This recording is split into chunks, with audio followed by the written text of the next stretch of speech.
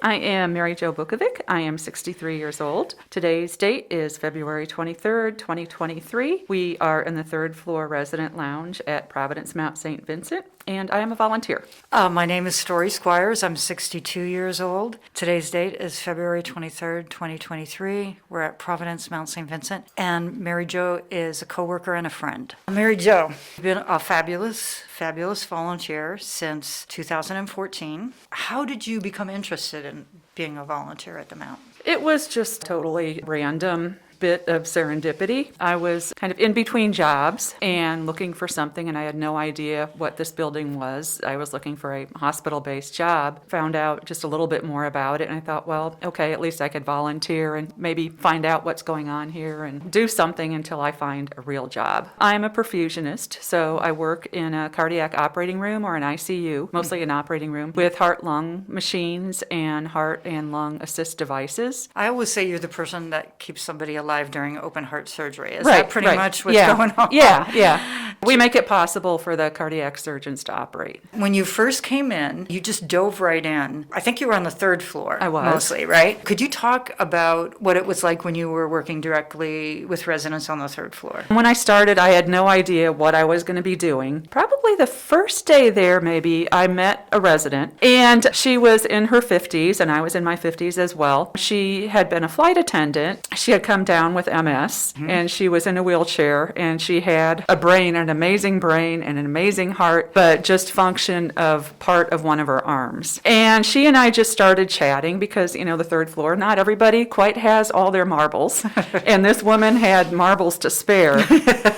And I just had a delightful conversation with her and really kind of fell into sort of a friendship thing with her, helping her out with stuff, of course. And then that friendship just sort of spread on that floor in that neighborhood. I just felt like it sort of became a surrogate family for me. I still think back, because that's been like 8 years, and I can still remember who was in what room, and they're all gone now, but still that like aura and spirit of them still remains, which I think is so cool, because people want to be remembered. Well, do you remember anything else about what it was like to volunteer directly with residents?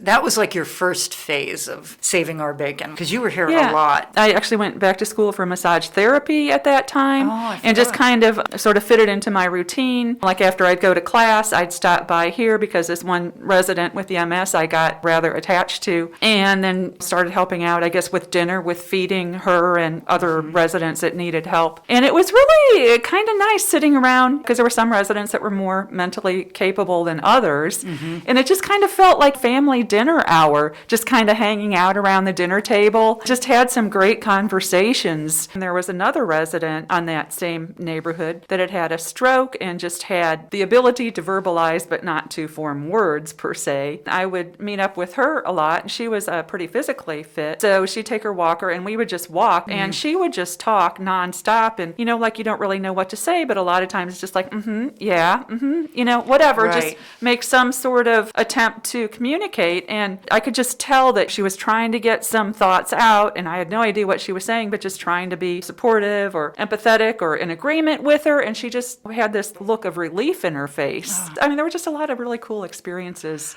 as far as being part of the community of West Seattle and the Mount, both. So I can remember another resident in that same neighborhood that had some dementia, some issues. She was laying in bed, and she was just really distraught and upset in the middle of the day. I think she was trying to nap, so I just went in there, got a blanket for her, just sat with her for a while, and she just really seemed to calm down. That I think sometimes having another person there, just physical warm hand on your arm or your head or something, that just makes such a difference. And to me, it was so different from, all this high-tech equipment. Yes. We're just like, hey, sitting with somebody and holding their hand has as much of a health benefit as an open heart surgery. Could you say a little more about what the Mount means to West Seattle and to Seattle as a whole, if you have any thoughts on that? Yeah, I don't know if I could really say Seattle as a whole, but I think it's a very big part of the West Seattle community, especially, I think, the Catholic community. I'm born Catholic, but not really a practicing Catholic anymore, but I think it's huge for the Catholic community in West Seattle. I just love this community at the Mount, too, because you see people from every part of the world here. Right. It's just such a cool community to be a part of.